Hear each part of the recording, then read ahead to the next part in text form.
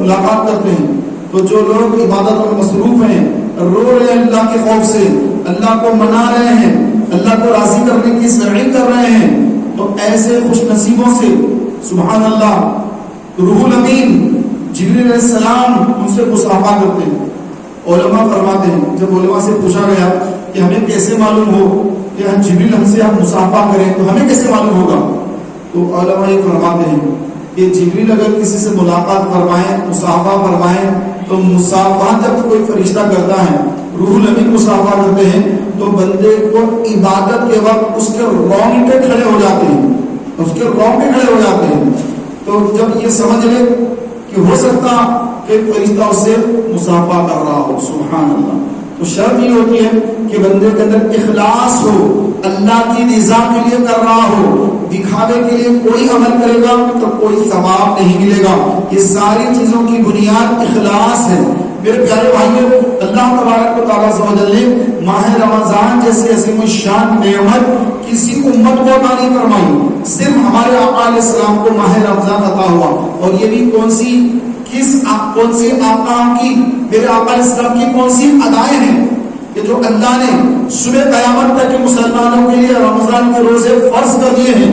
تو میرے پیارے بھائیوں، میرے آقا علیہ السلام کو تسلیم اسلام کی دعوت دینے سے پہلے، اعلان نبوت سے پہلے غار ہیرا میں تشریف لے جاتے اور ایک مہینے تک وہاں رہتے. دن بھر آقا علیہ السلام اللہ کی عبادت کرتے اور پھر شام میں آقا علیہ السلام کچھ تناول فرما لیتے. دن بھر آپ روزہ رکھتے اور رات میں جو ہے افطار فرمایا کرتے. تو پیارے بھائیوں، پھر رات میں پھر عبادت فرماتے، رات میں نوافل پڑھتے، دن میں روزہ رکھتے، رات میں نوافل ادا فرماتے. تو میرے آقا علیہ السلام غار ہیرا میں جو عبادت فرمایا کرتے تھے، محبوب کی اس عبادت کو، ان اداؤں کو، اللہ کو وہ ادائیں اتنی پیاری لگیں کہ محبوب کی تو ہر ادا پیاری ہوتی ہے، لیکن وہ ادائیں بھی اللہ نے اس کو بھی اللہ کو بہت پیاری دی. تو اللہ نے اپنے محبوب کی امت کو ماہ رمضان کی شکل میں اپنے محبوب کی وہ ادائیں دے دی کہ ایک مہینے تک میرے محبوب کی امت دن میں روزہ رکھے اور رات میں افطار کرے اور رات میں قیام کرے. میرے پیارے بھائیوں، یہ جو ماہ رمضان کے روزے رکھتے ہیں ان کے بارے میں فرمایا گیا کہ جنت کے بہت سارے دروازے ہیں.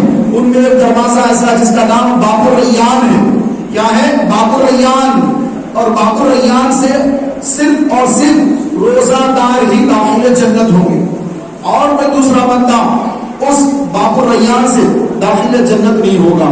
تو یہ روزے داروں کے لیے آقا علیہ السلام نے فرمایا، اللہ فرماتا ہے الصوم لی وانا اجزا بہ، کہ روزہ میرے لیے ہے اور اس کی جزا میں ہوں، یعنی اس کی جزا میں دوں گا. تو کیا دے گا اللہ تعالیٰ؟ اس کی شان کے مطابق دے گا. پیارے بھائیوں، ہر چیز کا ثواب ہے. کہ قرآن پڑھے، قرآن کے ایک حرف کا ثواب 10 نیکیاں ہیں. کوئی بندہ نماز پڑھے اس کا ثواب ہے، کوئی صدقہ دے اس کا بھی ثواب ہے. لیکن روزہ یہ ایسی عظیم الشان اللہ کی عبادت ہے کہ اللہ تعالیٰ فرما رہا ہے کہ روزہ میرے لیے ہے اور اس کی جزا میں دوں گا. تو مولا کیا جزا دے گا؟ یہ تو میدان محشر میں معلوم ہوگا کہ کیا اللہ تبارک و تعالیٰ جزا دے گا. پیارے بھائیوں، جو روزہ چھوڑ دیتا ہے، جو روزہ بلا عذر شرعی روزہ چھوڑ دیتا ہے، میرے آقا علیہ السلام فرماتے ہیں کہ اگر ماہ رمضان کا کوئی بندہ روزہ ماہ رمضان کا چھوڑ دے اور اس کے بعد زندگی بھر روزے رکھے تب بھی اس ایک روزے کا ثواب نہیں پا سکتا. پیارے بھائیوں، ماہ رمضان کے روزے اتنے اہم ہیں کہ ایک روزہ بھی چھوڑ دے اور اس کے بعد زندگی میں روزہ رکھے، پوری عمر روزہ رکھے، 50 سال 60 سال 70 سال جتنی اس کی عمر ہو، ساری عمر روزہ رکھے، کبھی اس ایک روزے کا ثواب حاصل نہیں کر سکتا جو ثواب ماہ رمضان کے روزوں کا ہے. فرمایا علیہ السلام نے کہ روزانہ افطار کے وقت اللہ تبارک و تعالیٰ عز و جل 10 لاکھ گناہگاروں کی مغفرت کروا دیتا ہے. اور ایسے گناہگار جن کو گناہوں کی وجہ سے جن پر جہنم واجب ہو چکی تھی، گناہوں کی وجہ سے جن پر جہنم واجب ہو چکی تھی، ایسے गुनाहगारों की अल्लाह ताला इफ्तार के वक्त मग़फ़िरत फरमा देता है। प्यारे भाइयों, फिर अलैहिस्सलाम ने ये भी फरमाया कि जब जुमा का दिन आता है, शब जुमा, जैसे भी शब जुमा लग गई है, तो रमजान की जब शब जुमा लगेगी, तो रमजान की जब शब लगेगी जुमा की, तो फिर जुमा की मगरिब आने तक, जुमे की रात और जुमा का दिन, ये इसकी जितनी साअतें हैं यानी जितने घंटे हैं, हर घंटे में अल्लाह तबारक व तआला 10-10 लाख गुनाहगारों की मग़फ़िरत फरमाता है। और फरमाया कि ये रोजाना का ये मामूल होता है इफ्तार के वक्त का, और हर जुमे का 4 जुमे आते हैं, कभी 5 जुमे भी आते हैं। और जब शब कद्र आती है, तो शब कद्र में भी बहुत सारे मुसलमानों की मग़फ़िरतें होती हैं, लेकिन जब 29वीं शब यानी आखिरी रात आती है, जो बिल्कुल यानी सुबह ईद होने वाली है, ईद की चांद रात है, तो उस ईद की चांद रात को अल्लाह तबारक व तआला अज़्ज़ व जल पूरे रमजान में जितने मुसलमानों की मग़फ़िरत की गई, उनकी तादाद के दुगनी तादाद में जितनों की बख्शी गई, उससे दुगनी तादाद में अल्लाह ताला मुसलमानों की मग़फ़िरत फरमा देता है। और फरमाया जब ईद का दिन आता है, तो ईद के दिन अल्लाह तबारक व तआला अज़्ज़ व जल जब ईदगाह में मुसलमान जमा होकर ईद की नमाज पढ़ते हैं, और ईद की नमाज पढ़कर अपने घरों की तरफ पलटते हैं, तो फरिश्ते आपस में गुफ्तगू करते हैं कि ऐ फरिश्तों, क्या अल्लाह ने क्या मामला फरमाया, उम्मत मुस्तफा के बारे में क्या फरमाया। आपस में गुफ्तगू चली फरिश्तों की, तो फरिश्ते कहते हैं कि अल्लाह ने सारी उम्मत की मग़फ़िरत कर दी, सारे मुसलमानों की बख्शिश कर दी है। ये गुफ्तगू शैतान सुनता है, और सुनकर वो जो है बड़ा गमज़दा हो जाता है, और उसके बाद वो अपने चेलों के पास आकर रोता है, चीख पुकार करता है। तो सारे उसके चेले जमा होकर पूछते कि ऐ हमारे सरदार, क्या बात है, क्यों रो रहे हो। उस सरदार, शयातीन का सरदार कहता है कि हमने इनको इतना गुनाह में मुलविस किया, 11 महीने तक हमसे गुनाह करवाते रहे, और 1 महीने अल्लाह ने हमको खैर पे बंद कर दिया, लेकिन आज ईद का दिन है, और आज अल्लाह ने ईदगाह में तमाम मुसलमानों की मग़फ़िरत कर दी है, हर मुसलमान को बख्श दिया अल्लाह ने। अब मैं इसलिए रो रहा हूं कि जितने हमने गुनाह करवाए थे, वो सारे के सारे गुनाह धुल गए मुसलमानों। तो अब शैतान के चेले पूछने के ऐ हमारे सरदार, अब हमको क्या हुक्म है, अब हम क्या करें। तो बड़ा शैतान कहता है अब तुम इनके पास जाओ और जाकर इनको नफसानी ख्वाहिशात में मुब्तला कर दो।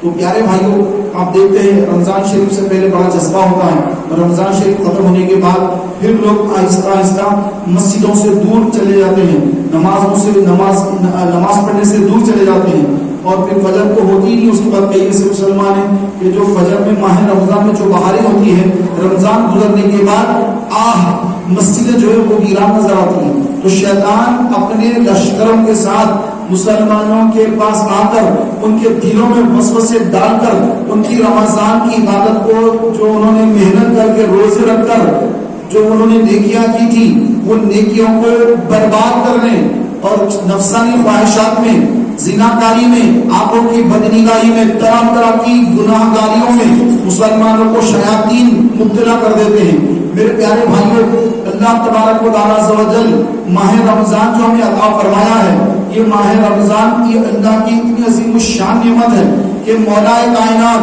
मौला अली शेर खुदा अली मुर्तज़ा रज़ी अल्लाह तआला अन्हु फरमाते हैं कि अगर अल्लाह तबारक व तआला को उम्मत मुस्तफा को बख्शना मकसूद ना होता तो हरगिज़ माह रमजान और सूरह इखलास अता नहीं फरमाता। तो ये सूरह इखलास क्या है, ये माह रमजान क्या है। मेरे मौला अली फरमा रहे हैं कि अगर अल्लाह को उम्मत मुस्तफा को बख्शना मकसूद ना होता तो हरगिज़ रमजान अता नहीं फरमाता, सूरह इखलास अता नहीं फरमाता। तो पता ये चला कि सूरह इखलास और माह रमजान ये तो ऐसे अल्लाह की निअमतें हैं कि मौला तबारक व तआला अज़्ज़ व जल अपने महबूब की उम्मत को बख्शने के लिए बस माह रमजान और सूरह इखलास अता कर दिया है कि रमजान में इबादत करो, नमाजों की पाबंदी करो, रोजे रखा करो, रात में तरावीह पढ़ा करो, पूरी रमजान में एक पूरा कुरान पढ़ लिया करो, एक तरावीह में पूरा कुरान पढ़ा करो। मेरे प्यारे भाइयों, अल्लाह तबारक व तआला अज़्ज़ व जल ने غریبوں کو بھی، جو مسلمان غریب ہیں تو ان کی مدد کرنے کا بھی حکم دیا. فرمایا کہ یہ مہینہ، اللہ کے رسول علیہ السلام فرماتے ہیں یہ مہینہ مواسات کا مہینہ ہے، غم خواری کا مہینہ ہے، کہ اپنے پڑوس میں، آزو بازو میں، آگے پیچھے میں، خاندان میں، رشتہ داروں میں جو جو عیالدار ہیں، بال بچے والے ہیں، غریب ہیں، ان کا خیال رکھو کہ ان کی مدد کرو، ان کو پیسہ دو. تم مالدار ہو تو ہر سال زکات ادا کرو. اور سب سے پہلے میرے آقا علیہ السلام نے فرمایا کہ سب سے پہلا حق اگر کسی کا بنتا ہے زکات کے اندر، تو میرے پیارے بھائیوں جو ذوی القربہ ہوتے ہیں، یعنی جن کا خونی رشتہ ہوتا ہے، علماء یہ فرماتے ہیں کہ جن کا خونی رشتہ ہے اور وہ غریب ہے، غیر سید ہے، تو سب سے پہلا حق اپنے قریبی رشتہ دار کو زکات دیا کرو، قریبی رشتہ دار کو. اور اس کے بعد اپنے پڑوسی کو زکات دیا کرو. پھر اس کے بعد جو بھی مسلمان غریب نظر آئے اس کی مدد کرو. تو غریب اگر رشتہ دار کی مدد کرتے ہیں تو اس کا دگنا ثواب ہے. ایک تو زکات ادا کرنے کا ثواب ہے، اور دوسرا ثواب یہ ہے کہ آپ نے صلہ رحمی کی ہے، اپنے رشتہ دار کے ساتھ اچھا برتاؤ کیا، صلہ رحمی کی ہے، اچھے انداز سے ان کے ساتھ پیش آئے، ان کا خیال رکھا. تو یہ خیال رکھنا، صلہ رحمی کرنا، یہ عمر میں اضافہ کرتا ہے. جو اپنے خاندان والوں کے ساتھ اچھائی سے پیش آتا ہے، ان کی مدد کرتا ہے، صلہ رحمی کرتا ہے، تو اللہ تعالیٰ اس کی عمر میں برکت عطا کرتا ہے، عمر اس کی دراز ہوتی ہے. اور اس کو اگر ہم زکات دیں گے تو دگنا ثواب ملے گا، ایک صلہ رحمی کرنے کا ثواب، ایک زکات ادا کرنے کا ثواب. اور پھر فرمایا کہ جو دینی مدارس ہوتے ہیں، علماء فرماتے ہیں کہ جہاں پر دینی مدارس میں بچے طلبہ حفظ قرآن اور درس نظامی پڑھتے ہیں، عالم کا کورس کرتے ہیں، دین کے لیے جو ہے وہ پڑھائی حاصل کر رہے ہیں، دین کا وہ کام کرنے کے لیے جو ہے علم دین حاصل کر رہے ہیں، قرآن حفظ کر رہے ہیں، تو میرے پیارے بھائیوں، تو جو مدرسوں میں بھی جو زکات لوگ دیتے ہیں تو اس کے بارے میں بھی یہ فرمایا گیا کہ ان کو بھی دگنا ثواب ملے گا. ایک یہ زکات ادا کرنے کا، دوسرا یہ کہ وہ جو بچے حفظ قرآن مکمل کریں گے اور اس کے بعد جب وہ قرآن پڑھیں گے، پڑھائیں گے، بچوں کو سکھائیں گے اور پھر تراویح پڑھائیں گے، تو جب وہ قرآن پڑھیں گے تو سبحان اللہ ان کی اس تربیت کے اندر، ان کی تعلیم و تربیت حاصل کرنے میں جن کے پیسے لگے تھے، اللہ تبارک و تعالیٰ سب کو اس کا ثواب عطا فرمائے گا. میرے پیارے بھائیوں، اللہ تبارک و تعالیٰ عز و جل نے یہ جو مبارک مہینہ ہمیں عطا فرمایا ہے، یہ اتنا عظیم الشان ہے کہ اللہ کے رسول صلی اللہ علیہ وسلم فرماتے ہیں کہ رمضان میں جو بندہ اللہ کی نعمت استعمال کرتا ہے، قیامت کے دن اس کا حساب نہیں ہوگا. آپ اگر روزانہ جو بھی کھاتے پیتے ہیں، لباس سے ویتن کرتے ہیں، اس کا حساب دینا پڑے گا قیامت کے دن کہ کیا کھایا، کیا پیا، اس کا حساب ہوگا. لیکن ماہ رمضان میں آپ کی جتنی بھی نعمتیں کھا لے، اچھی سے اچھی غذائیں کھا لے، اس کا حساب نہیں ہوگا میدان محشر میں. کہ بندہ جو بھی کھائے، جو بھی پی لے، جو بھی کپڑا سے ویتن کر لے، اس کا حساب نہیں ہوگا. اور دوسری چیزیں جو ہیں اس کا حساب ہوگا.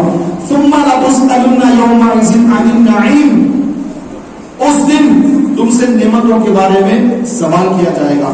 تو میرے پیارے بھائیوں، آقا علیہ السلام فرماتے ہیں کہ اگر میری امت کو یہ معلوم ہو کہ رمضان میں اللہ نے کیا رکھا ہے، تو میری امت یہ تمنا کرتی کاش سارا سال رمضان ہوتا، سارا سال رمضان ہوتا. کیونکہ رمضان میں مرنے والا قبر کے عذاب سے بچ جاتا ہے، رمضان میں مرنے والا محشر کے عذاب سے بچ جاتا ہے، رمضان میں مرنے والا جہنم سے بچ جاتا ہے، رمضان میں مرنے والا داخل جنت کر دیا جاتا ہے. جب رمضان میں کوئی کھائے پیے اس کا حساب نہیں، تو پھر یہ کیوں تمنا ہم نہیں کریں گے کہ سارا سال رمضان ہو. تو میرے پیارے بھائیوں، یہ جو مبارک مہینہ آنے والا ہے، اس ماہ کا ادب اور احترام، یہ رمضان یہ خاص اللہ تبارک و تعالیٰ عز و جل کا عظیم الشان تحفہ ہے.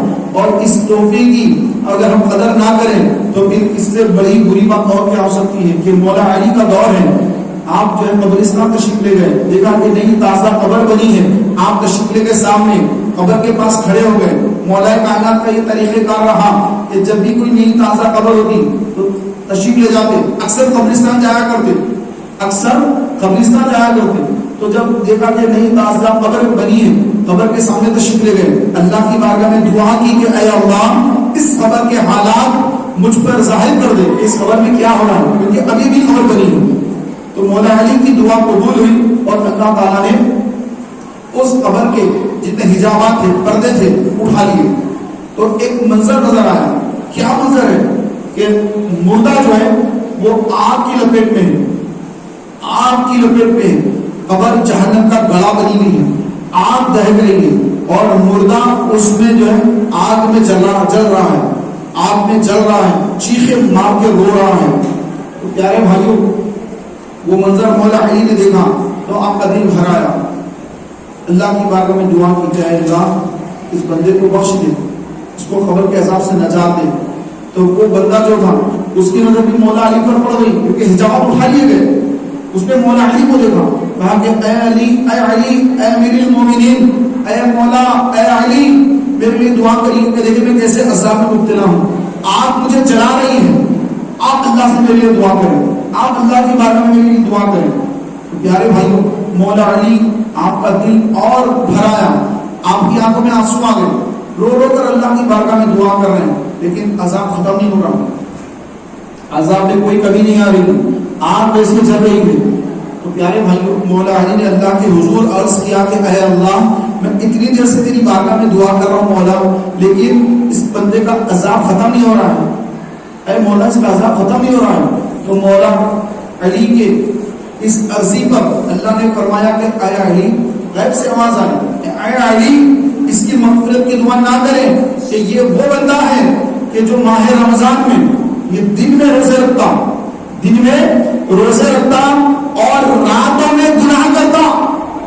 دن میں روزہ رکھ لیا، راتوں میں گناہ میں ملوث ہو گیا، رات آتی ہے کہ گناہ میں ملوث ہو جاتا ہے. تو آپ اس کے لیے دعا نہ کریں. تو مولا علی اور رونے لگے کہ اے اللہ، اس بندے نے بڑی امید کے ساتھ مجھے پکارا ہے، بڑی امید سے پکارا ہے، مولا اس کے سامنے رسوا نہ فرما اور اس کی مغفرت فرما.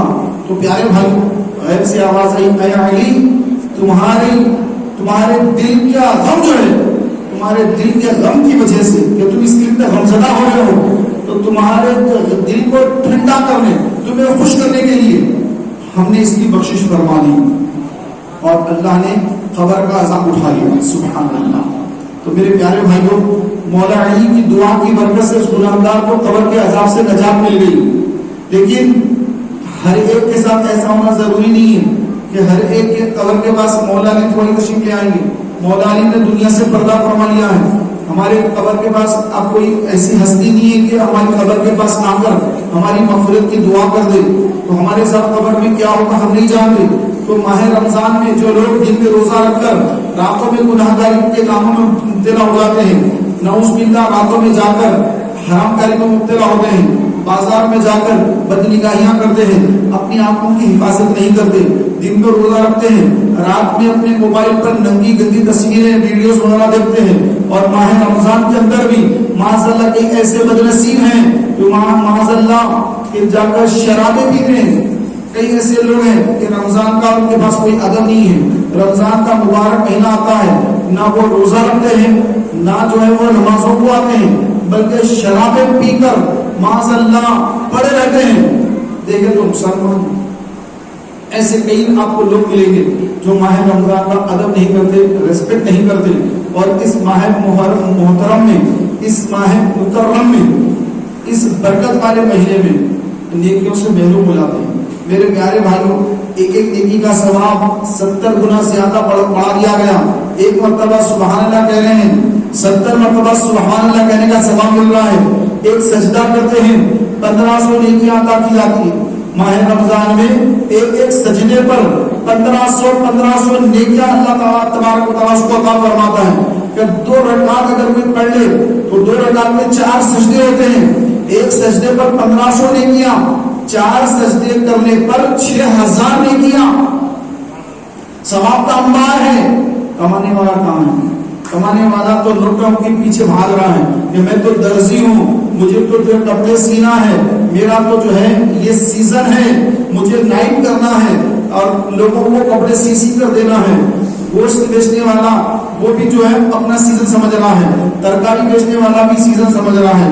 البرس پیارے بھائیوں، میوہ ہے، پھل فروٹ ہے، اس سے ہٹ کر ماہ رمضان میں جس کی بہاریں ہوتی ہے، خاص کر کپڑوں کی دکانیں، ریڈی میڈ گارمنٹس یا پھر جو ہے کپڑوں کی عام دکانیں، تو لوگ جو ہے اسی طرف توجہ دیتے ہیں کہ بھائی عید کی تیاری کرنا ہے، عید کی تیاری کرنا ہے.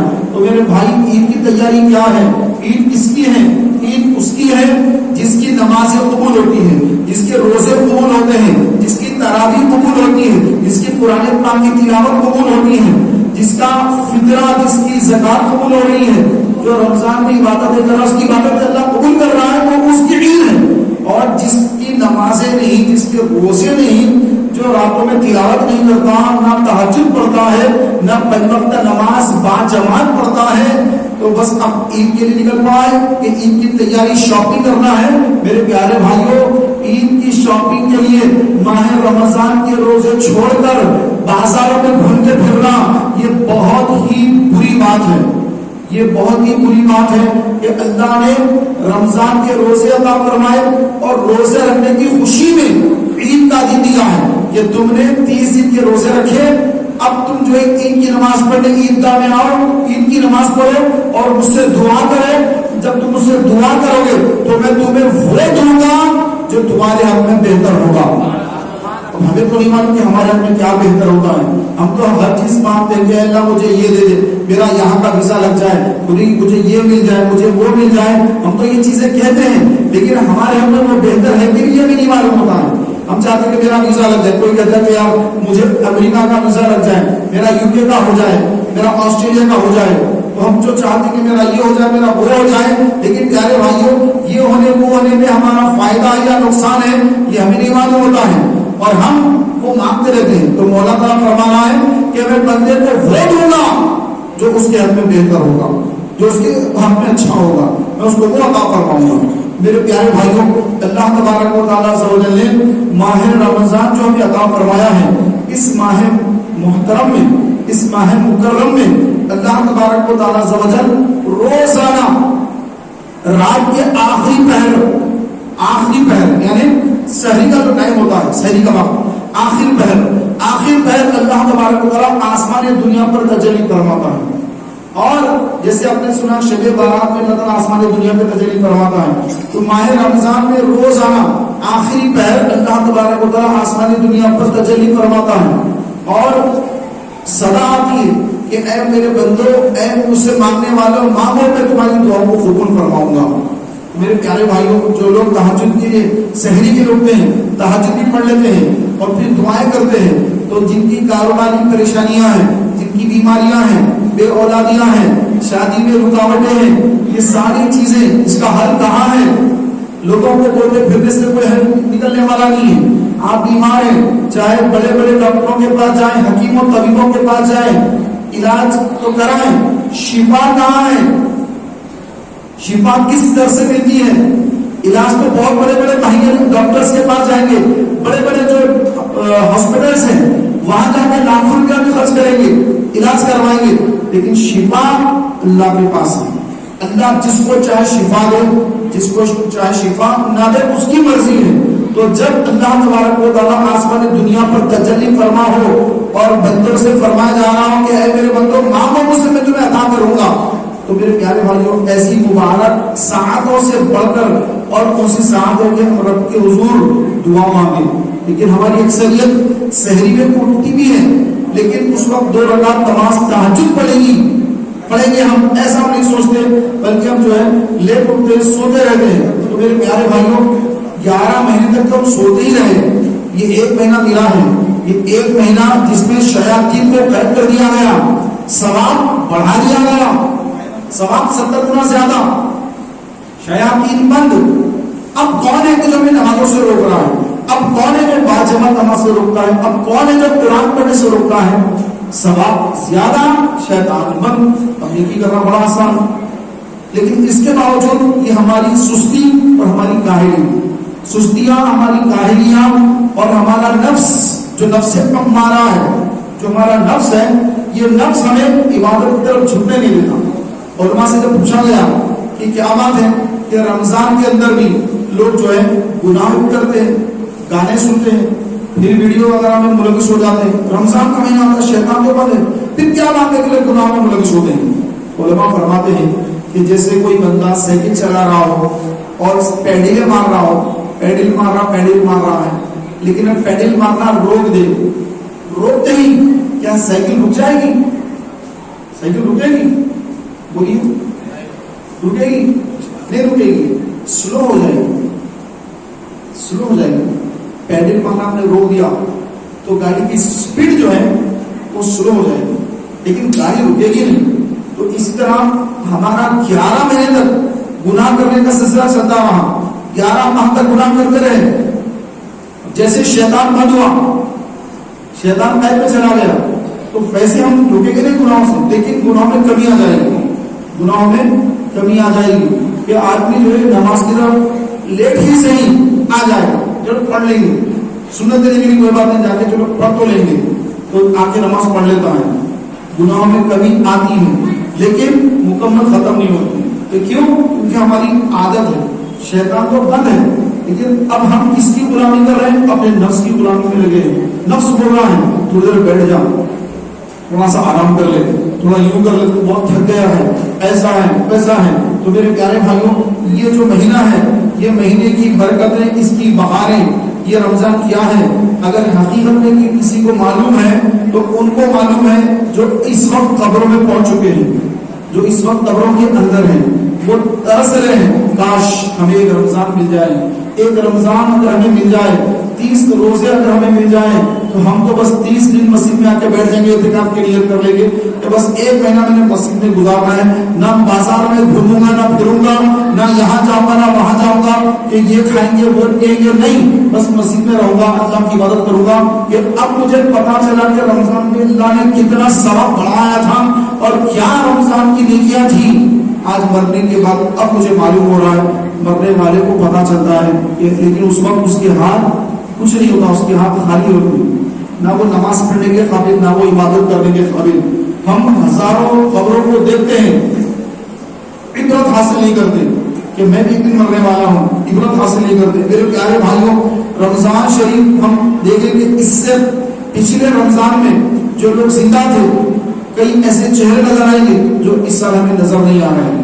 کئی ایسے چہرے اپنے ذہن میں آئیں گے کہ ارے فلاں صاحب ان کا انتقال ہو گیا، فلاں صاحب ان کا انتقال ہو گیا، فلاں کو ہمارے خاندان کے تھے ان کا انتقال ہو گیا، فلاں پڑوسی کے پڑوسی ان کا انتقال ہو گیا. ایسے بہت سارے آپ کو ملیں گے، ذہن میں آئیں گے. میرے پیارے بھائیوں، ہو سکتا ہمارا بھی جو ہے رمضان ہم کو بھی ملے گا نہیں ملے گا، ہمارا بھی نمبر لگ گیا ہے، ہمیں خبر نہیں. پھر 2 دن باقی، 2 دن میں بھی کئی موتیں ہونے والی ہیں، ملک الموت کئی لوگوں کے پاس آنے والے ہیں. رمضان کا چاند دکھنے سے پہلے ہزاروں لاکھوں لوگ انتقال کر جانے والے ہیں.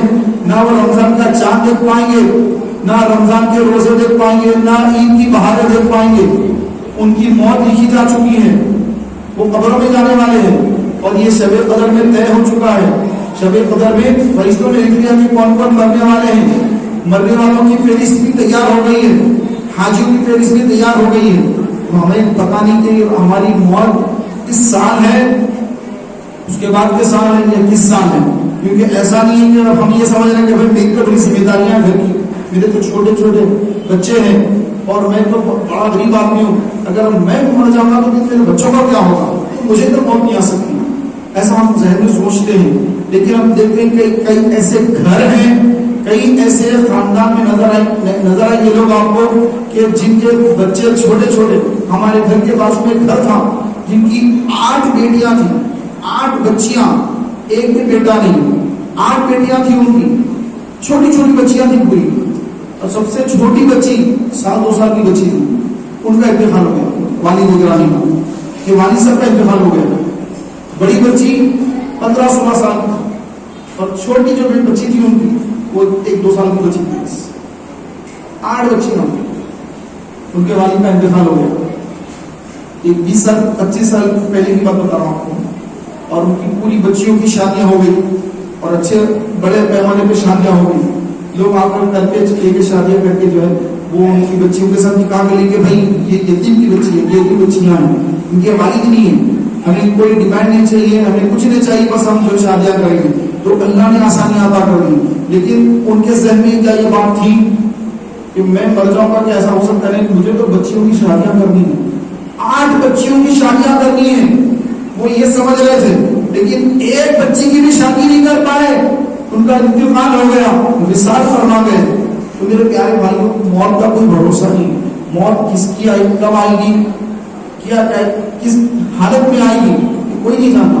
ملک الموت علیہ السلام کب تشریف لائیں گے. ہمیں ہر مرنے والا، جتنے قبرستانوں میں مرحومین ہیں جن کی قبریں ہیں، ہر مرنے والا یہی سمجھتا رہا کہ میں تو ابھی نہیں مر سکتا، میری تو موت ابھی نہیں آئے گی، مجھے تو بعد میں موت آئے گی. لیکن اچانک موت آ جاتی ہے، موت اچانک آتی ہے تو اس کی تیاری ضروری ہوتی ہے. اور جو تیاری کے بغیر قبر پہ جاتا ہے تو پیارے بھائیوں اس کے لیے قبر کا وہ نیا گڑھا، اندھیرا، دہشت ناک اندھیرا گڑھا اس کے لیے بے انتہا خطرناک ثابت ہوتا ہے. آقا علیہ السلام نے جو فرمایا کہ قبر کسی کے لیے جنت کا باغ بنتی ہے، کسی کے لیے جہنم کا گڑھا بنتی ہے. تو جن کو رمضان ملے اس میں بھی وہ عبادت نہ کرے، قبر کے گڑھے کو جنت کا باغ نہ بنائے تو اس سے زیادہ احمق اور کون ہے. جس کو ہمیشہ صبح قیامت تک جس گڑھے میں رہنا ہے، کیا اس کے اندر تم جنت کی کھڑکی نہیں کھولو گے؟ گھر میں تم جو ہے فین لگاتے ہو، کولر لگاتے ہو، اور اگر پیسہ ہو تو اے سی بھی لگا لیتے ہو، بہت کچھ کرتے ہو کہ مجھے ٹھنڈک چاہیے، بڑی گرمی ہو رہی ہے، فین چاہیے، کولر چاہیے. تو قبر کے اندر کیا وہاں پر جنت کی ٹھنڈی ہوا کے لیے جنت کی کھڑکی نہیں چاہیے؟ چاہیے. تو جنت کی کھڑکی لگوانا ہے تو کیا کرنا ہوگا؟ یہاں اے سی لگانا ہے تو پیسے کمانا پڑتا ہے، کولر خریدنا ہے تو پیسے کمانا پڑتا ہے. تو میرے پیارے بھائیوں قبر میں جنت کی کھڑکی لگانا ہے، کھڑکی کھولنا ہے تو پھر ماہ رمضان جیسے مبارک مہینے میں روزے رکھنا ہوگا، نمازوں کی پابندی کرنی ہوگی، آنکھوں کی حفاظت کرنی ہوگی، غیبتوں سے بچنا ہوگا. آج ہم دیکھتے ہیں کہ ماہ رمضان میں بھی لوگ غیبتوں میں مبتلا رہتے ہیں. حضور اسلام کی بارگاہ میں صحابہ حاضر تھے.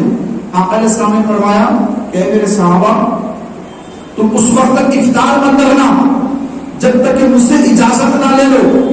جب میں اجازت دوں تو افطار کرنا، اس سے پہلے افطار مت کرنا. تو صحابہ نے کیا بے شک آپ کے حکم کے بعد ہی ہم افطار کریں گے. یہاں تک افطار کا وقت ہو گیا. اب افطار کا وقت ہو گیا، صحابہ ایک ساتھ حضور کی خدمت میں حاضر ہوتے، عرض کرتے یا رسول اللہ کیا میں افطار کر لوں؟ افطار کا وقت ہو گیا ہے، کیا میں افطار کر لوں آقا؟ آقا فرماتے ہیں تم افطار کر لو. پھر دوسرے صحابی آ کے پوچھتے یا رسول اللہ کیا میں بھی افطار کر لوں؟ آقا فرماتے ہیں تم افطار کر لو. اس طرح صحابہ آتے گئے، حضور کی خدمت میں حاضر ہوتے گئے، اجازت مانگتے رہے، آقا اجازت دیتے رہے. یہاں تک کہ ایک صحابی آئے، عرض کی آقا میری 2 بیٹیاں ہیں اور وہ یہاں آنے سے شرماتی ہیں، تو وہ آپ سے اجازت مانگ رہی ہے کہ کیا وہ بھی افطار کر لے؟ اگر آپ اجازت دیں تو میں اپنی بیٹیوں کو جا کر بتا دوں کہ تم کو بھی اجازت دی آقا نے. تو کیا حکم ہے میرے آقا صلی اللہ علیہ وسلم؟ تو میرے آقا اسلام نے کیا فرمایا کہ تمہاری بیٹیوں نے روزہ رکھا کر وہ تو دن بھر گوشت کھاتی رہی، دن بھر وہ تو گوشت کھاتی رہی، روزہ رکھا ہی کب؟ تو ان کے والد نے کہا، صحابی نے عرض کی یا رسول اللہ وہ تو دن بھر بھوکی تھی، دن بھر بھوکی رہی، پیاسی رہی، انہیں تو کچھ بھی نہیں کھایا یا رسول اللہ. تو میرے آقا علیہ السلام نے فرمایا کہ وہ لوگ 2 بہنیں دوسری مسلمان عورتوں کی غیبتیں کرتی رہی، دن بھر غیبتیں کرتی رہی. کیونکہ حدیث پاک ہے نا کہ غیبت کرنا اپنے مردار بھائی کا گوشت کھانے کے برابر ہے، مردار بھائی کا گوشت کھانے کے برابر ہے. تو وہ لوگ کیا افطار کریں؟ آقا فرمانے والے کیا افطار کریں گی؟ وہ تو دن بھر لوگوں کا گوشت کھاتی رہی. تو میرے پیارے بھائیوں روزے کی حالت میں اگر کوئی مسلمان اپنے دوسرے مسلمان بھائی کی برائی کرے، غیبت بیان کرے تو وہ گویا ایسا ہے، آقا علیہ السلام نے فرمایا کہ وہ تو دن بھر گوشت کھاتی رہی. تو یہ غیبت کرنا حالت روزہ میں، روزے کی جو روحانیت ہے، روزے سے آدمی کے اندر جو تقویٰ پیدا ہوتا ہے اس تقوی کو یہ غیبت پیدا ہونے نہیں دیتی، تقویٰ پیدا ہونے نہیں دیتی.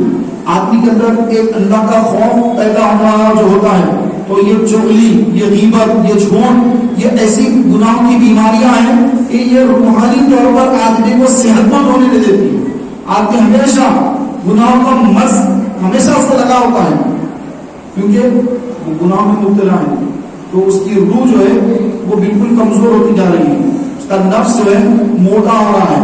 نفس موٹا ہو رہا ہے، روحانیت کمزور ہو رہی ہے، کیوں؟ گناہوں کے سبب۔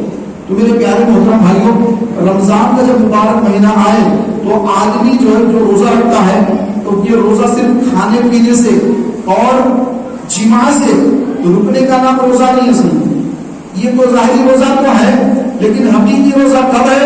کہ جب آدمی اپنی آنکھوں کا بھی روزہ رکھے، اپنی زبان کا بھی روزہ رکھے، اپنے کانوں کا بھی روزہ رکھے، اپنے ہاتھوں کا بھی روزہ رکھے، اپنے پیروں کا بھی روزہ رکھے۔ سے مراد کیا؟ علماء فرماتے ہیں کہ اپنے دل و دماغ کا بھی روزہ رکھے، کہ گندے خیالات دل و دماغ میں نہ آئے، آنکھوں سے بدنگاہیاں نہ ہو، زبان سے کسی مسلمان کی دل آزاری بڑی گفتگو نہ ہو، غیبت نہ ہو، جھوٹ نہ ہو، چغلی زبان سے نہ کہا جائے، اور کانوں کا روزہ کہ کان سے آدمی گانے وغیرہ نہ سنے، غیبتیں نہ سنے، چغلی نہ سنے، اور کانوں کی حفاظت کرے، ہاتھ سے کسی پر ظلم نہ کرے، اپنے سے کمزور پر ہاتھ نہ اٹھائے، اپنے ہاتھوں کو حرام سے روکے۔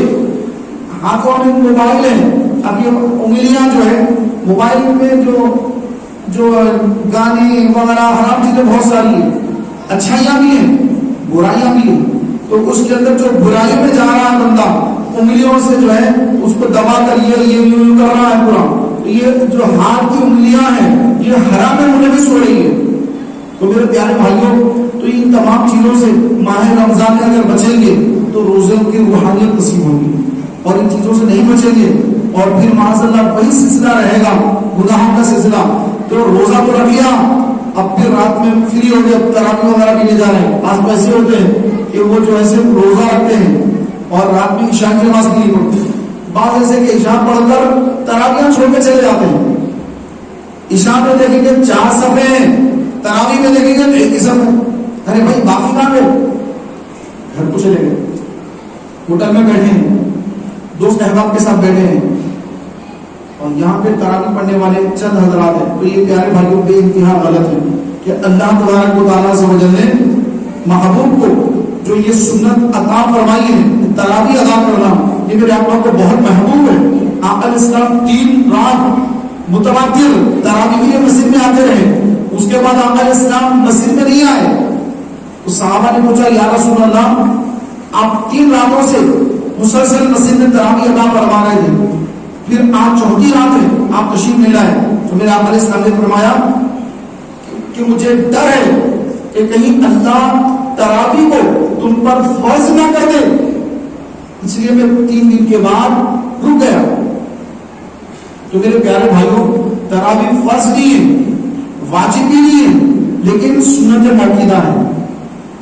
آقا علیہ السلام نے 20 رکعت تراویح پڑھی، صحابہ کرام علیہ رضوان، حضرت عمر فاروق اعظم کا دور ہے، حضرت سیدنا ابی بن کعب رضی اللہ تعالی عنہ آپ امامت کر رہے ہیں، صحابہ پیچھے کر کے نماز پڑھ رہے ہیں، حضرت امیر المومنین عمر بن خطاب فاروق اعظم رضی اللہ تعالی عنہ مسجد نبوی شریف میں تشریف لے آئے، تو دیکھا کہ جماعت کھڑی ہے، عشاء کی نماز تو ہو گئی، عشاء کی نماز کے بعد اب تراویح کی جماعت کھڑی ہے، حضرت سیدنا ابی بن کعب انصاری رضی اللہ تعالی عنہ تراویح کی امامت فرما رہے ہیں، صحابہ سب بنا کر صفوں میں ٹھہرے ہیں، جماعت کھڑی ہے، آپ تشریف لے آئے، دیکھ کے فرمایا یہ کتنا اچھا طریقہ ہے، یہ کتنی نئی عبادت کا انداز ہے، کتنا پیارا طریقہ ہے۔ پھر حضرت عمر بن خطاب امیر المومنین فاروق اعظم نے اس وقت سے صحابہ سے مشورہ فرما کر نماز تراویح کا مسجدوں میں اہتمام کر دیا، اور مدینے میں مکے میں فاروق اعظم کے دور سے آج تک 20 رکعت تراویح ہو رہی، پوری دنیا میں 20 رکعت تراویح ہو رہی، لیکن چند ایسے گمراہ لوگ نکل چکے ہیں جن کے بارے میں آپ نے پہلے بتا دیا کہ میری امت کے کچھ ایسے لڑکے نکلیں گے امت کے اندر کہ جو حدیثوں کی باتیں کریں گے، لیکن وہ دین سے ایسے نکل جائیں گے جیسے کمان سے تیر نکل جاتا ہے، شکار نکل جاتا ہے، اس طرح دین سے نکل جائیں گے۔ قرآن پڑھیں گے قرآن حلق کے نیچے نہیں اترے گا. تو ان کی نشانیاں بتائی گئی. تو میرے پیارے بھائیوں ایسے لوگ آج بہت زیادہ پھیلے ہوئے ہیں جو افطار کا وقت شروع ہونے سے پہلے ہی اپنی اپنی عبادت گاہوں میں سائرن بجا دیتے ہیں اور اہل سنت سنی مسلمان پریشان ہو جاتے ہیں کہ ارے اتنی جلدی سائرن بج گیا. تو جو معلومات جن کو نہ ہو وہ تو افطار کر لیتے ہیں, ارے سائرن بجنا نہ ہوئی تو لوگ پانی پی لیں گے, کھجور کھا لیں گے, افطار کر لیں گے. لیکن جن کو معلومات ہوتی ہے, جو دین سے وابستہ رہتے ہیں, جو اجتماع میں شرکت کرتے ہیں, جو علماء سے رابطے میں رہتے ہیں, جو دینی ماحول سے قریب رہتے ہیں, تو ان کو پتہ چل جاتا ہے کہ ابھی تو وقت نہیں ہوا ہے, یقیناً یہ بدعقیدوں کی طرف سے سائرن بج رہے ہیں, یہ اہل سنت و جماعت کی مساجد کے سائرن نہیں ہوتے, تو وہ تو اپنے روزوں کی حفاظت کرتے ہیں. لیکن جو لوگ ان کے سیرونوں پر روزہ افطار کر لیتے ہیں, ان کے روزے برباد ہو جاتے ہیں, تو اب آپ یہ نہیں کہیں گے کہ بھائی وہ فلاں مؤذن صاحب نے غلطی سے بجا دیا, میں تو مجبور تھا, مجھے تو نہیں معلوم تھا. تو جو بھی گناہ ہے وہ ان کو ہوگا. تو آپ ایسا نہ سمجھیں, علماء فرماتے ہیں گناہ گار تو وہ ہے ہی پہلے سے, وہ تو ہے ہی بدعقیدہ, وہ تو بدعقیدہ ہی ہے. آپ جو روزے کی حفاظت نہیں کر رہے ہیں اور روزہ آپ کا جو ٹوٹ رہا ہے اس کے ذمہ دار آپ ہیں. آپ کو دوبارہ ایک روزہ قضا کرنا پڑے گا, ایک روزہ آپ کو قضا کرنا پڑے گا. غلطی آپ کی ہے. آپ کا کام تھا کہ آپ نظام الاوقات اپنے پاس رکھتے. آج کل وہ موبائل کے اندر انٹرنیٹ کے ذریعے غروب آفتاب کب ہے یہ معلوم بآسانی معلوم ہو جاتا ہے. جیسے غروب آفتاب ہو جائے, سورج ڈوب جائے, افطار کرنے کا حکم دیا گیا. آپ علیہ السلام نے فرمایا کہ جب تک میری امت افطار میں جلدی کرے گی فتنوں سے محفوظ رہے گی. ایک فرقہ ہے رافضیوں کا, ایک فرقہ ہے رافضیوں کا, شیعوں کا. تو وہ لوگ جو ہے افطار دیر سے کرتے ہیں. ہم سنی افطار کا وقت ہو افطار کر لیتے ہیں, جیسے افطار کا وقت ہوگا ایک دو منٹ میں افطار کر لیتے ہیں. لیکن رافضی لوگ ہوتے ہیں, یہ لوگ پہلے مغرب کی نماز پڑھتے ہیں, اس کے بعد افطار کرتے ہیں, جس سے آقا نے روکا, آقا نے منع کیا. لیکن یہ گمراہ لوگ یہ مغرب کی نماز پڑھنے کے بعد جو ہے افطار کرتے ہیں. ویسے تو نہ ان کی نمازیں ہیں, نہ ان کے روزے ہیں, لیکن یہ اپنے آپ کو جو دعویٰ کرتے ہیں کہ ہم فلاں ہیں, لیکن ان کے اعمال کی حدیثوں کے خلاف, ان کے عقیدے بھی قرآن و حدیث کے خلاف. تو میرے پیارے بھائیوں آقا علیہ السلام نے کیا فرمایا کہ جب تک میری امت افطار میں جلدی کرتی رہے گی امن میں رہے گی. تو افطار میں جلدی کرنے کا مطلب یہ نہیں کہ وقت سے پہلے افطار کر لے, روزہ نہیں ہوگا. افطار میں جلدی کرنے سے مطلب یہ مراد یہ ہے کہ جب افطار کا وقت ہو جائے, اب افطار کا وقت ہونے کے بعد 2-4 منٹ احتیاطی طور پر آدمی دعا وغیرہ میں مشغول رہے. 2-4 منٹ گزرنے جب کسی کی گھڑی آگے پیچھے ہوگی یا کوئی مسئلہ ہوگا تو 2-4 منٹ اور انتظار کر لے وقت ہونے کے بعد, اس کے بعد افطار کرے. اور الحمدللہ اہل سنت و جماعت کی مساجد میں افطار کا وقت جب شروع ہوتا ہے اس کے 4-5 منٹ کے بعد ہی سائرن بجتے ہیں, اس کے بعد ہی بجتے ہیں سائرن 4-5 منٹ کے بعد, تاکہ کسی کا روزہ برباد نہ ہو. تو میرے پیارے بھائیوں سحری بھی بعض لوگ کیا کرتے ہیں, سحری کے اندر جب اذان فجر ہوتی ہے جب تک کھاتے پیتے رہتے ہیں. جب ان کو کہا جاتا ہے کہ بھائی اب تک کھانا نہیں ہے, سحری کا ٹائم تو ختم ہو گیا ہے, اب تک کیوں کھا رہے ہیں آپ, تو کہتے ہیں کہ ہم سعودی میں تھے تو وہاں پہ تو ویسے کرتے تھے, اذان تک کھاتے تھے. تو میرے پیارے بھائیوں سحری کا وقت جو ختم ہوتا ہے وہ اذان فجر پر ختم نہیں ہوتا ہے. اذان فجر تو ہوتی ہے نماز فجر کی دعوت کے لیے. اذان فجر کی نماز کی دعوت ہے, تو فجر کا وقت شروع ہونے کے بعد اذان ہوتی ہے. اور فجر کا وقت شروع کب ہوتا ہے جب سحری کا ٹائم ختم ہوتا ہے. سحری کا وقت ختم ہوا, فجر کا ٹائم شروع ہو. چھوٹی سی بات ہم دیکھ رہے ہیں, ظہر کا ٹائم ہے, جیسے ظہر کا ٹائم ختم ہوا عصر کا ٹائم شروع, عصر کا ٹائم ختم ہوا مغرب کا ٹائم شروع, مغرب کا وقت ختم ہوا عشاء کا وقت شروع, عشاء کا وقت ختم فجر کا وقت شروع. تو جب تک عشاء کا وقت ہے جب تک سحری کا وقت ہے, تو 5-10 منٹ کی احتیاط کر لیں. اب انٹرنیٹ پہ دیکھ لیں کہ کیا وقت پر جو ہے سحری ختم کرنا ہے, اس سے 10 منٹ پہلے ہی آپ جو اپنی سحری بند کر دیں. اور یاد رکھیں روزے میں نیت کا ہونا یہ ضروری ہے. نیت کہ آپ جو ہے کس روزے کی نیت کر رہے ہیں. تو سحری کھانا خود نیت ہے. اگر آپ سحری کر رہے ہیں تو سحری کھا لینا ہی نیت ہو جاتی ہے. کیونکہ آپ لوگ کی کون بندہ کیوں نہیں کھاتا 4 بجے 5 بجے 4 بجے رات تو کھا رہا ہے, سحری کھا رہا ہے, کیا مطلب ان کا روزہ رکھوں گا. تو زبان سے بھی نیت کر لے, دل میں بھی نیت کرے کہ میں کل کا ماہ رمضان کا فرض روزے کی نیت کر رہا ہوں. نویت ان اصوم غدا للہ تعالی من صوم فرض رمضان, کہ میں رمضان کے فرض روزے کی نیت کر رہا ہوں.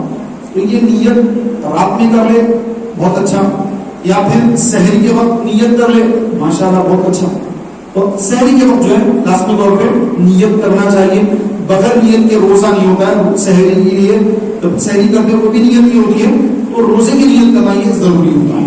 تو میرے پیارے محترم بھائیوں, جب ہم سحری کرتے ہیں تو آقا اسلام نے سحری کے بارے میں بھی ارشاد فرمایا کہ صحابہ کو فرمایا کہ اے صحابہ آؤ سحری کھا لو, یہ برکت والا کھانا ہے. یہ کھانا کیا ہے؟ برکت والا کھانا ہے. تو سحری کھانا یہ بابرکت ہے, اس میں اللہ نے برکت رکھی ہے, اور دن میں روزہ رکھنے کی انسان کو قوت ملتی ہے سحری کھانے سے. تو فرمایا کہ چند لقمے سحری میں کافی ہے. تو بعض لوگ ڈٹ کے کھاتے ہیں, پھر فجر کی نماز میں جو ان کو بڑی تکلیفیں ہوتی ہیں, پیٹ میں جو ہے گڑبڑ شروع ہو جاتی ہے, زیادہ پانی پی لیتے ہیں.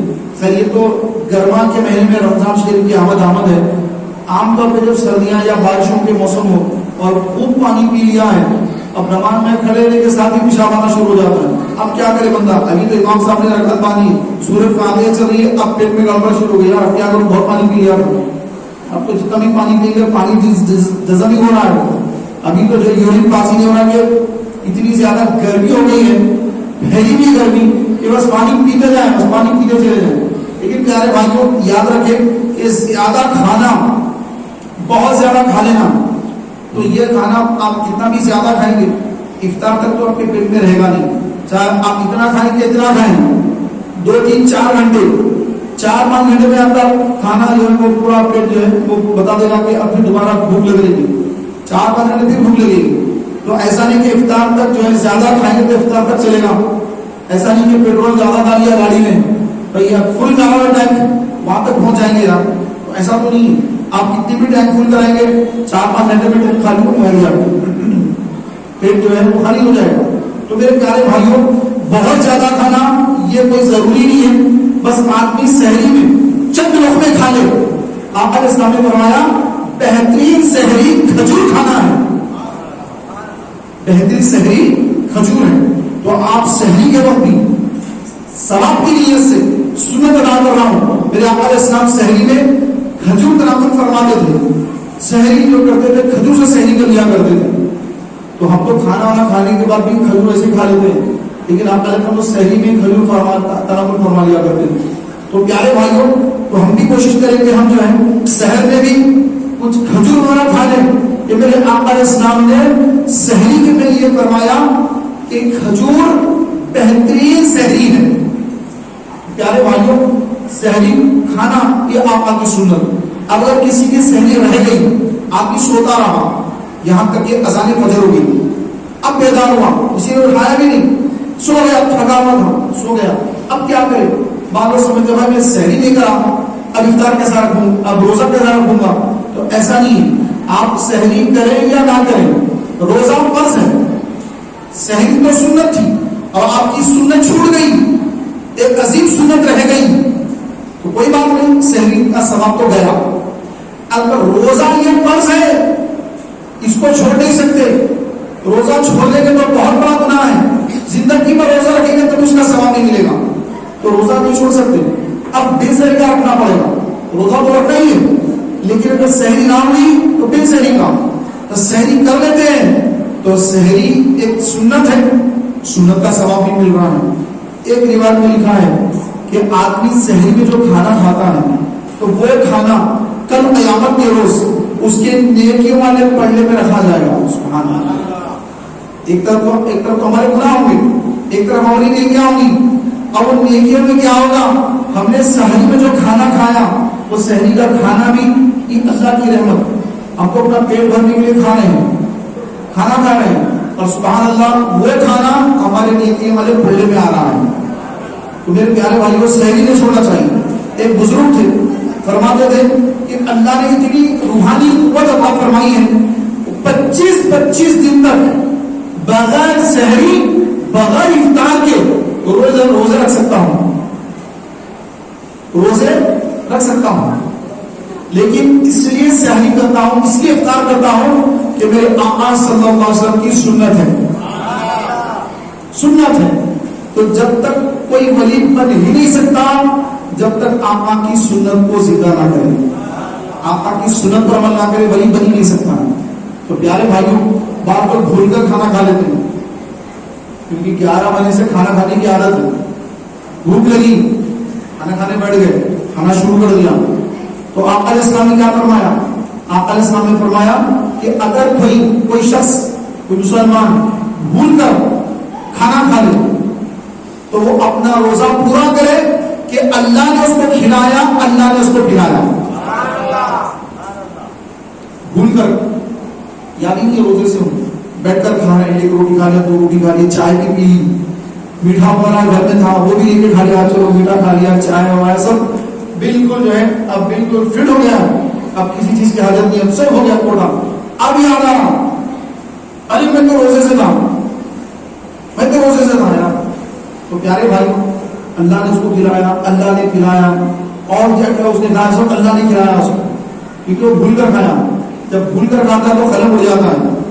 تو آقا علیہ السلام نے فرمایا کہ وہ اپنا روزہ پورا کر لے کہ اللہ نے اس کو کھلایا، اللہ نے اس کو پلایا۔ ہاں کھا رہا تھا، آدھا کھانا کھا لیا، اب یاد آ گیا ارے میں تو روزے سے ہوں، آدھا کھانا کھا لیا، آدھا کھانا پلیٹ کر رکھا ہوا ہے، منہ میں بھی کھانا ہے، لقمہ چبانا تھا، چباتے چباتے اب یاد آیا ارے میں تو روزے سے چبا رہا ہوں، اب کیا کروں؟ فوراً جو ہے جو منہ میں ہے اس کو اگل دے۔ روزہ یاد آنے کے بعد اگر لقمہ نکل دے گا روزہ ٹوٹ جائے گا، اگل دے گا تو روزہ بچ جائے گا۔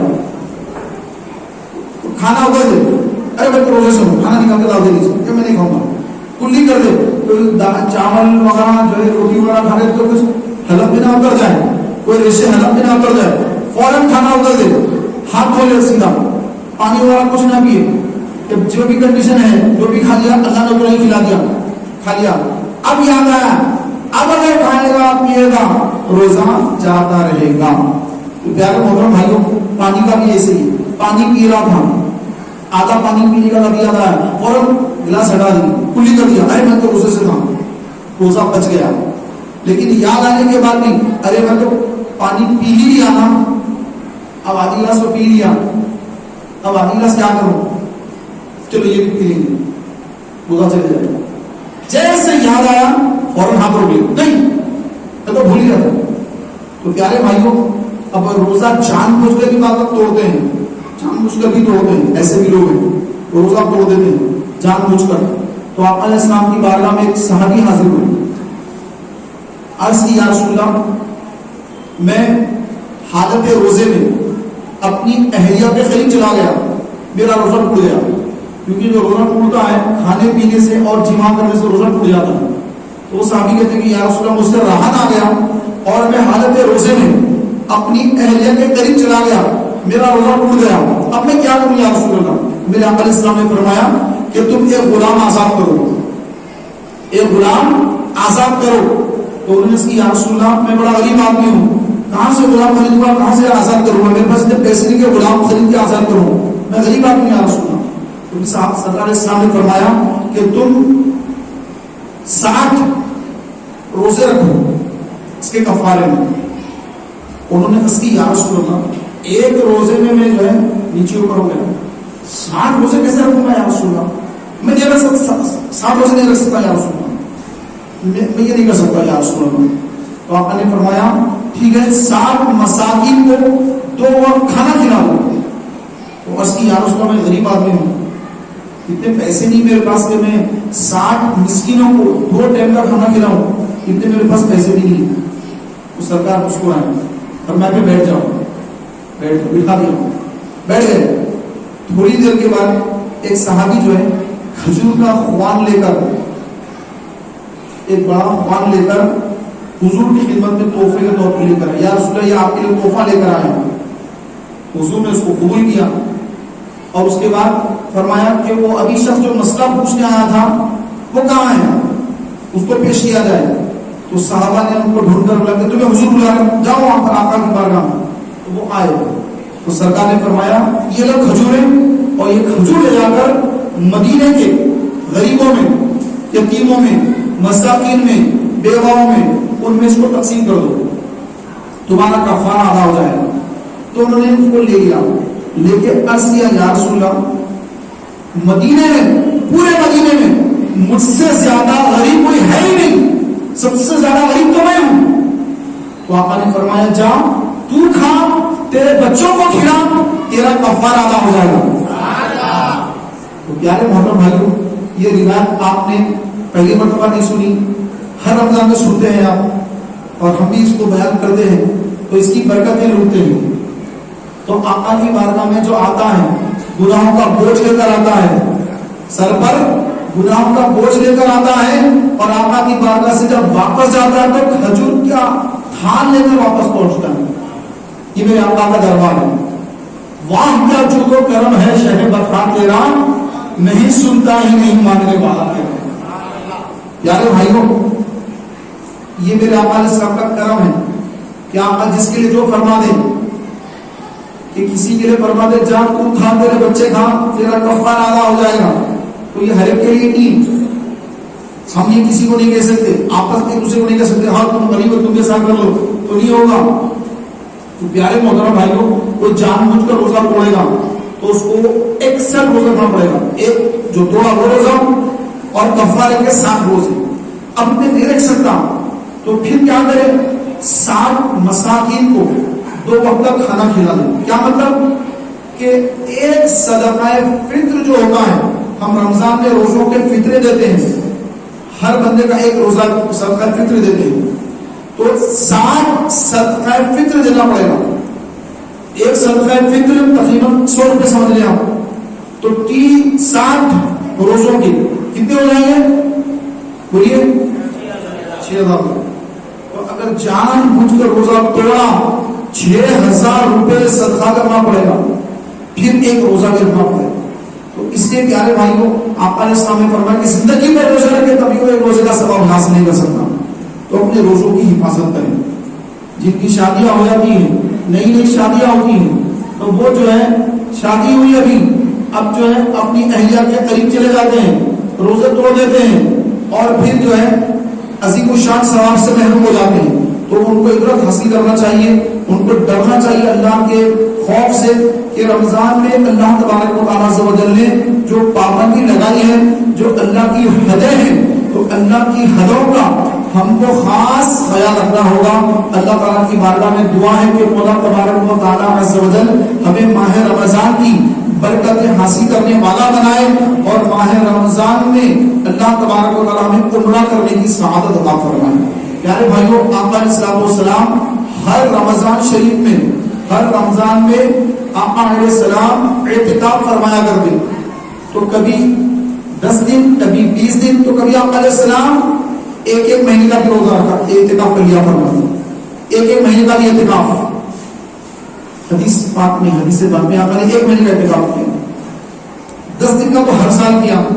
ایک مرتبہ جہاد پر تشریف لے گئے تو اس کے دوسرے سال 20 دن کا اعتکاف فرمایا. دوسرے سال 20 دن کا اعتکاف فرمایا. تو اللہ کے فضل و کرم سے سنی مرکز مسجد گلوانوں میں ہر سال کی طرح انشاءاللہ تبارک و تعالی اس سال بھی 30 دن کا اعتکاف ہوگا انشاءاللہ. اور 10 دن کا جو مسنون اعتکاف ہے, جو مسنون ہے, سنت ہے, 10 دن کا اعتکاف, تو ماشاءاللہ اس میں کئی اسلامی بھائی الحمدللہ اعتکاف کے لیے آ جاتے ہیں. 20 رمضان کو سورج ڈوبنے سے پہلے عصر کے وقت پر, یا عصر یہیں پر آ کے پڑھ لیتے ہیں کہ بھائی ہم پہلے چلے جائیں گے. تو 20 رمضان کو عصر کی نماز سنی مرکز میں ادا فرما کر 10 दिन के एहतिकाफ की नियत कर लेते हैं। सैकड़ों इस्लामी भाई 500-600 इस्लामी भाई अल्हम्दुलिल्लाह आखिरी अशरे में एहतिकाफ में तशरीफ लाते हैं। तो मेरे प्यारे भाइयों, आप सबसे भी मेरी गुजारिश है, आप वक्त निकालें। वक्त मिलता नहीं है, वक्त कभी भी किसी को भी नहीं मिलता, हर एक वक्त निकालना पड़ता है। आप ड्यूटी पे जाते हैं, ड्यूटी का वक्त आपको निकालना पड़ता है, वरना घर में आपके बच्चे आपको आने नहीं देते, बच्चे रोक लेते हैं। आप तो नहीं ड्यूटी का टाइम और मुझे जाना है, आप बच्चों को छोड़ के आ जाते हैं, टाइम निकालते हैं, वरना क्या होगा, जब पहली आएगी आपकी सैलरी कटेगी, 1 दिन की, 2 दिन की, 4 दिन की, 6 दिन की, दिन को सदमा होगा, आह क्यों यार मैं छुट्टी लगाया, देखो इतने मेरे पैसे कट गए। तो प्यारे भाइयों, किसी को वक्त नहीं मिलता है, हर एक वक्त निकालना ही पड़ता है। तो हम भी वक्त निकालें कि मैं एहतिकाफ करूंगा। अगर मजबूरियां ना हो, 30 दिन के एहतिकाफ की नियत फरमा लीजिए। कोई मजबूरी नहीं है, चलो घर में रहना उतना ही है, यहाँ रहना उतना ही है, जिम्मेदारियां कोई खास नहीं है। अगर मैं यहाँ रहूंगा 1 महीना, तब भी घर में चल जाएगा, कोई मसला नहीं है। तो फिर मरहबा, चांद रात को आ जाइए, रमजान शरीफ की चांद रात को तशरीफ ले आइए, फिर ईद का चांद देखकर ही यहाँ से निकलना है, ये ज़हन बना ले प्यारे भाइयों। और अगर मजबूरियां हैं, कारोबार करना है, नौकरी है, ड्यूटी है, जिम्मेदारियां हैं, बच्चे हैं, घर वाले हैं, ज़ईफ़ वाले हैं, उनकी खिदमत करना है, जॉब जरूरी, कारोबार जरूरी है, तो ठीक है 20 दिन करते रहे। पहला रहमत का अशरा भी कर लिया, मग़फ़िरत का अशरा भी कारोबार में गुजार दिया, अब ये जहन्नम से आग की आजादी का अशरा है, आग से निकलने का अशरा है। आग से निकल के भागो, आग से निकल जाओ, तो निकल के कहाँ जाएंगे, मस्जिद में आएंगे तो निकलेंगे ना, तो मस्जिद से आ जाएंगे तो आग से निकल जाएंगे। तो प्यारे भाइयों, 10 दिन का एहतिकाफ का जो है ज़हन बना लीजिए कि 20 दिन तो ड्यूटी कर लिया भाई, अब 10 दिन ड्यूटी अपनी खबर की तैयारी के लिए कर रहा हूँ, अपनी खबर में जन्नत की खिड़की खोलने के लिए कर रहा हूँ, अपनी खबर को जन्नत का बाग बनाने के लिए कर रहा हूँ। आप नियत फरमाइए कि इंशाअल्लाह मैं 10 दिन का एहतिकाफ करूंगा। अल्हम्दुलिल्लाह यहाँ पर सहरी का, इफ्तार का बेहतरीन इंतजाम होता है, और हर नमाज के बाद अल्हम्दुलिल्लाह अज़्ज़ा वजल सीखने सिखाने का सिलसिला जारी रहता है। नातें होती है, बयानात होते हैं, और माशाअल्लाह दुआएं होती है, और बहुत सारी सुन्नतें सीखने का मौका मिलता है। नमाज का प्रैक्टिकल तरीका सीखने का मौका मिलता है कि वजू में कई गलतियां होती लोगों को, कि वजू की गलतियां सही होती हैं, बहुत सारी चीजें होती हैं प्यारे भाइयों, कि हम अल्लाह के घर में बैठ जाएंगे, एहतिकाफ कर लेंगे तो नुकसान कुछ नहीं होगा, बल्कि जो कारोबारी नुकसान बज़ाहिर नजर आ रहा है कि 10 दिन या बैठना तो कितना नुकसान होगा, ये ज़ाहिरी नुकसान नजर आ रहा है, लेकिन जब रमजान जाएगा तो अल्लाह तबारक व तआला इससे दुगनी बरकत अता फरमा देगा। मेरी बात मेरी कहा है कि अगर कोई एहतिकाफ में आके बैठ गया, एहतिकाफ में आकर बैठ गया, अब एहतिकाफ नहीं करता था तो बाहर ये नहीं क्या करता था, ये काम नहीं करता था, वो काम नहीं करता था, लेकिन अब चूंकि एहतिकाफ में आ गया है इसलिए वो नहीं कर पा रहा है, तो फरमाया गया कि एहतिकाफ में आने की वजह से जिन जिन नेकियों से वो रुक गया है, अल्लाह ताला वही जगह अता फरमा देगा, वह सवाब भी अता फरमा देगा, सवाब रुकेगा नहीं उसका। तो प्यारे भाइयों, आप नियत फरमाइए इंशाअल्लाह तबारक व तआला हम 1 महीने का एहतिकाफ करेंगे, या नहीं तो कम से कम 10 दिन का एहतिकाफ करेंगे इंशाअल्लाह। इंशाअल्लाह बाबा से बुलंद कहिए इंशाअल्लाह, नियत करना इंशाअल्लाह, और अकेले मत आए, दोस्तों को लेकर आए, दोस्त अहबाब को साथ लेकर आए। एहतिकाफ में बैठेंगे तो जितनी चीजें सीखने का मौका मिलेगा, फस्अलू अहला ज़िक्रि इन कुंतुम ला तअलमून, कि अगर तुम्हें मालूम नहीं है तो उनसे पूछो जिनको इल्म दिया गया।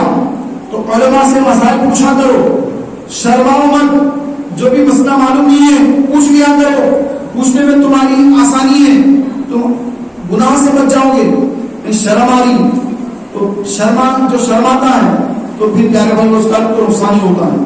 तो हर मामले में उलमा कराम से मसाइल को पूछना चाहिए। तो यहाँ पर रहेंगे तो इंशाअल्लाह तबारक व तआला बहुत सारी जो है मालूमात में इजाफा होगा। अल्लाह मुझे आपको सबको एहतिकाफ करने की तौफीक अता फरमाए।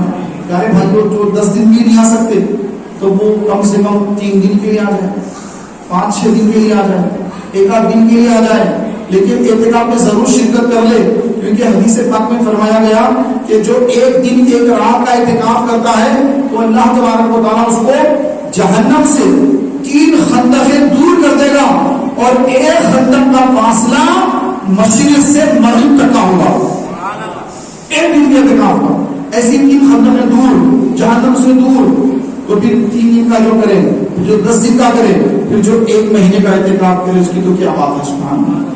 تو کتنے بھائی 1 مہینے کی نیت کریں وہ ہاتھ اٹھائیں، بھائی ہم 1 مہینے کی نیت کریں، ماشاء اللہ، 1 2 سبحان اللہ۔ یہ بھائی اٹھائے نہیں جائے، ماشاء اللہ، اٹھا کے نیچے پتہ کہ اوپر بھی رکھیے، سبحان اللہ۔ یہ 3 بھائی ماشاء اللہ یہ 30 دن کی نیت کر رہے ہیں، ماشاء اللہ، کہہ دیجیے سبحان اللہ، ماشاء اللہ۔ اور جو 10 دن کی اسلامی میں نیت کرے وہ بھی ہاتھ اٹھا دیں، 10 دن ہے، ماشاء اللہ۔ عاشق رسول صدا خان محمد جاوید قادری صاحب 30 دن، سید صاحب 10 دن 10 دن، جعفر بھی تو ہمیشہ کرتے ہیں، ماشاء اللہ۔ ہمارے منہار صاحب، عبد الرحمان بھائی انشاءاللہ 10 دن کے لیے، ماشاء اللہ۔ اور ادھر والے پیچھے والے بھی، سبحان اللہ، انشاءاللہ انشاءاللہ۔ سب بھائیوں سے گزارش ہے کہ نیت فرما لیں کہ 10 دن کا اعتکاف ہوگا انشاءاللہ، کریں گے انشاءاللہ۔ دوست احباب کو بھی دعوت دیں گے نا بھائی، کیونکہ پیارے بھائیوں آپ کی دعوت کسی کی آخرت سوال نہیں، کسی کی جو ہے آخرت کو شاید اس کا انتقال ہونے والا ہوگا، اعتکاف میں آ کر یہاں سے لے کر سمیٹ کر قبر میں پہنچے گا تو خبر جنت کا باغ بن جائے گی یار، کس کو معلوم کس کی موت کب آنے والی ہے، اللہ کسی کی عمر میں برکت دے دے۔ کوئی ماں باپ کا نافرمان آیا، فرما بردار بن جاتا، ماں باپ دعائیں دیں گے کہ چلو ہمارے بچے کو اچھی جگہ لے گئے تھے، آپ ہمارا بچہ اب جو ہے ہماری کوئی بات ٹالتا نہیں ہے، فرما بردار بن گیا ہے، گھر میں آتے سلام کرتا ہے، ہر بات مانتا ہے، ماں باپ دعائیں دیں گے کہ کتنی صحیح جگہ پر ہمارے بچے کو لے کر گیا۔ تو اب ہر بھائی کو دعوت دیجیے، ہمارا کام دعوت دینا ہی ہوتا ہے۔ وما علینا الا البلاغ، ہمارے ذمے نہیں مگر صاف پہنچا دینا، ہمارے ذمہ اتنا ہی ہے کہ پہنچا دیں، ہر ایک تک دعوت کو پہنچائیں، اس کے دل میں ہدایت آئے یا ہدایت نہ آئے اللہ کی مرضی پر منحصر ہے۔ اللہ جس کو چاہے اپنے گھر آنے کی توفیق عطا فرماتا ہے، اور جس کو چاہے اپنے گھر نہیں بلاتا ہے۔ تو جو اعتکاف میں آتے ہیں یہ ایسے نہیں آ رہے ہیں، یہ اللہ کے قرآن سے آ رہے ہیں، جن کو دعوت اللہ کی طرف سے ہوتی ہے وہی اپنے کاروبار کو چھوڑ کر اللہ کے دربار میں آ کے بیٹھ جاتے ہیں۔ اعتکاف کے معنی ہوتا ہے دھرنا مار کر بیٹھنا، دھرنا ہوتا ہے نا، ہمارا کام نہیں بننا تو دھرنا پہ بیٹھ جاتے ہیں، تو یہ ایسا ہی کہ بس آ کے بیٹھ گئے مولا کے دربار میں کہ مولا جب تک بخشش نہیں ہوگی تیرے دربار سے نہیں جاؤں گا، جب تک تو مجھے معاف نہیں فرمائے گا میں تیرے دربار سے نہیں جاؤں گا۔ تو جب چاند رات آتی ہے، صبح میں عید ہے، چاند رات ہے، ارے بھائیوں وہ ایسی مبارک رات ہے، آپ علیہ السلام نے فرمایا کہ چاند رات کو، عید کی چاند رات کو جو بندہ رات میں عبادت کرے گا تو اس دن، جس دن سارے دن مر جائیں گے اس کا دل زندہ رہے گا۔ دیکھیے عید کی چاند رات ہے، تو میرے پیارے بھائیوں یہ بڑی اہم راتیں آنے والی ہیں، بڑے اہم دن آنے والے ہیں، اس کی تیاری کریں۔ استقبال ماہ رمضان کے عنوان سے یہ ہمارا آج کا اجتماع ہے، تو ہم رمضان کی تیاری کر لیں کہ رمضان شریف کی آمد سے پہلے پہلے اپنے سارے کام کاج کو نپٹا لیں۔ جس کو جو شاپنگ کرنا ہے شعبان میں ختم کر دے شاپنگ، رمضان میں میرے کوئی شاپنگ نہیں کرنی ہے، رمضان میں مجھے بازاروں کی زینت نہیں بننا ہے، رمضان میں مجھے ہوٹلوں کی زینت نہیں بلکہ مجھے عبادت میں مصروف رہنا ہے۔ ہاں اگر کسی کو کوئی مجبوری ہے، دواخانے جانا ہے، کچھ لینا ہے تو ایک الگ بات ہے، لیکن ایسے ہی جان کر جو ہے اپنا وقت ضائع کرنا یہ بہت بڑا خسارہ ہو سکتا ہے۔ تو پیارے بھائیوں اپنے گھر والوں کی شاپنگ ہے، بچوں کو ان کے کپڑے دلانا ہے، تو جو بھی کرنا ہے آپ ابھی شعبان کے مہینے میں کر لیں۔ رمضان میں یہ ساری چیزیں نہیں، رمضان میں تو عبادت کرنا ہے، رمضان میں تو آپ کے ہاتھ میں قرآن پاک ہو، آپ کے ہاتھ میں تسبیح ہو، آپ کی زبان پر درود و سلام جاری ہو، اللہ کا ذکر جاری ہو، آپ کے ہاتھ میں قرآن پاک ہو، آپ کے سر پر امامے کا تاج ہو، آپ مصلی پر نظر آئیں، آپ مسجد میں نظر آئیں، آپ فضول کوئی میں نہ پڑھیں، بلکہ کسی سے بحث مباحثے کے بجائے وہ وقت اللہ کے ذکر میں گزاریں، تاکہ بحث مباحثے سے دلوں میں جو قدرتیں پیدا ہو رہی ہیں اس کے بجائے ہمارے اعمال نامے میں نیکیوں کا اضافہ ہو، تو ذہن سے کام کریں گے، یار اسے بحث کر کے کوئی فائدہ نہیں، کسی سے بھی بحث کرنے کا کوئی فائدہ نہیں ہوتا ہے. تو وہ الفاظ جو بحث مباحث میں کرتے ہیں، بجائے ان الفاظ کی ادائیگی کے وہ الفاظ اگر ہمارے ذکر کے الفاظ ہوں تو کتنا ثواب میں اضافہ ہو سکتا ہے. تو پیارے بھائیوں، ماہ رمضان تو وہ ہے کہ ہر نیکی کا ثواب 70 گنا زیادہ بڑھا دیا گیا ہے. تو مسواک بھی خرید لیں کہ ماہ رمضان میں مسواک کروں گا. آقا علیہ السلام نے فرمایا کہ روزے دار کی منہ کی بو، کیونکہ پیٹ میں جو ہے کھانا نہیں کھاتا، پیٹ بھوکا رہتا ہے، اس کے بخارات اوپر جاتے ہیں، منہ میں آتے ہیں، تو منہ میں قسم کی عجیب بو ہو جاتی ہے روزے دار کے منہ میں. تو اللہ کے رسول صلی اللہ علیہ وسلم فرماتے ہیں کہ روزے دار کی منہ کی بو اللہ کے نزدیک مشک اور عنبر سے بھی زیادہ محبوب ہوتی ہے. تو روزے میں مسواک کرنا بھی سنت ہے. تو مسواک بھی خرید لیں کہ رمضان میں میں مسواک کروں گا، ہر نماز سے پہلے جو وضو کروں گا اس وضو میں مسواک استعمال کروں گا. امام کا تاج بھی خرید لیں کہ ماہ رمضان میں 1 مہینے تک میں جتنی نمازیں پڑھوں گا ہر نماز امام کے ساتھ ادا کروں گا. 4 جمعہ ملتے ہیں، 4 جمعے امام کے ساتھ جمعہ ادا کروں گا. ذرا زور سے بولیے انشاءاللہ. کرنا ہے نا بھائی، ٹھیک ہے، غیر مسلم کو کرنا، اپنے کرنا، کس کو کرنا، کس کے لیے؟ یہ ہمارے لیے بھائی، ہم مسلمانوں کے لیے، ہر مسلمان کے لیے. اب جو غیر ہے ان کو کیا معلوم ہے کیا چیزیں ہیں، کیا برکتیں ہیں، وہ تو سب سے محروم ہے، انہیں تو کچھ معلوم ہی نہیں ہے. تو ہم کو اللہ نے تو سب کچھ دیا ہے، اس کے بعد بھی ہم یہ نہ کریں تو ہمارے سے بڑا جو ہے نقصان اٹھانے والا اور کون ہے. تو پیارے بھائیوں، رمضان کی خصوصی تیاری فرمائیں. اپنا لباس جتنے شرٹ پینٹ وغیرہ ہیں سب جو ہے ایک پیٹی میں ڈال کر لاک کر دیں کہ مجھے رمضان میں شرٹ پینٹ پہننا نہیں ہے، پورا رمضان کرتا پیجامہ پہنوں گا، امامہ باندھوں گا، ہر نماز امامے کے ساتھ پڑھوں گا، ہر نماز پہلی صف میں ادا کروں گا، ہر نماز پہلی صف میں ادا کروں گا، ہر نماز کے بعد قرآن لے کر بیٹھ جاؤں گا جتنا ممکن ہے، جب جب ممکن ہے، انشاءاللہ. انشاءاللہ کی آواز بڑی کمزور آ رہی ہے، ذرا اور زور سے بولیے انشاءاللہ. اللہ مجھے آپ کو ہم سب کو عمل کی توفیق عطا فرمائے. آئیے درود شریف کی معمولات پورے کرتے ہیں. رحمت کونین صلی اللہ علیہ وسلم